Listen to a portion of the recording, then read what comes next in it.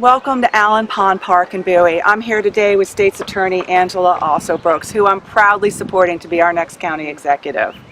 For the past several years, Angela and I have worked together in Annapolis to support legislation to protect victims of domestic violence and hold their attackers accountable for their actions.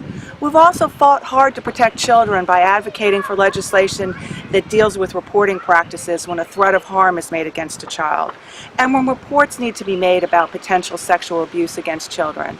That's how I know that Angela cares strongly for our children and their future. She doesn't have to be in Annapolis. She could send a letter or written testimony, but she comes to the hearings to speak directly with the legislators and answer their questions and concerns, doing all she can to get these important bills passed. So when she says that she's going to improve our schools, you can believe that she will follow through. This is important because if we want the type of restaurants and stores that we deserve to come here, we must have a top-notch education system. A big reason Amazon said no is because they didn't feel our schools were up to par. A lot has been said about development during this race, and I can tell you that just like Angela cares about children, she's equally concerned about families, businesses, and the quality of development.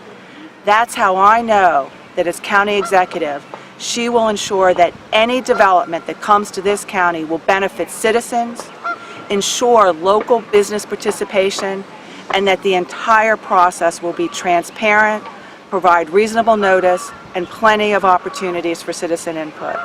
So I hope that you'll follow my lead on June 26th. Vote for Angela Alsobrooks for County Executive. She truly is the best choice to lead our county into the future. I want to thank Delegate Valentino-Smith for your friendship and for all of your tireless efforts on behalf of the citizens in Bowie and all of District 23. And I also want to thank you so much for the support you've given over the years. There's been a lot of talk in this race about how we should go about continuing to develop our county. As Geraldine has said, my record shows I'm committed to our county, and that is why my economic plan focuses on opening doors of opportunity that have been closed to local, small, and minority-owned businesses. They are the true backbone of our economy, and they should be given every opportunity to succeed. So as we look to revitalize established communities and bring in new development, there are two things that will be key for me: ensuring that the project benefits our citizens, and ensuring that our local businesses have an opportunity to compete and win bids to participate in those projects. If those two things aren't happening, you won't see that project.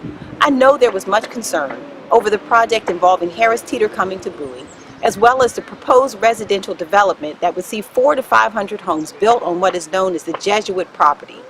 You should be able to have a grocery store you want without a built-in concession to the developer.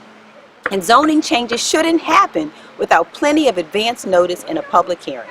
In my administration, I want everyone to understand that the processes that take place to approve these types of projects, including any zoning changes requested, will be transparent, and impacted citizens will have the opportunity to attend hearings to let their concerns be known.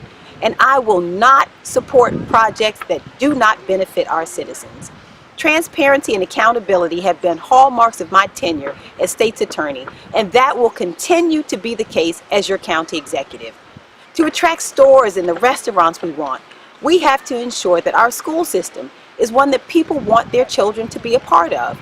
As someone who has spent the better part of my career in public service advocating for children and families, this is something I believe very strongly. We must ensure that our education dollars are not spent in the administration, but actually make it into the classroom where they belong. This will allow us to pay our teachers competitive salaries so we can attract and retain the very best. It will also ensure that our focus is where it should be, on teachers, students, and parents. This will allow us to address not only the issues within our system that are preventing our children from learning, but also what goes on when our children leave the classroom that can be just as damaging, if not more so. I want to say thank you again so much to Geraldine for your support, and thank you for the support you've given me as state's attorney over the last 7.5 years. And I look forward to the opportunity to serve as your county executive. Guess what? It's yet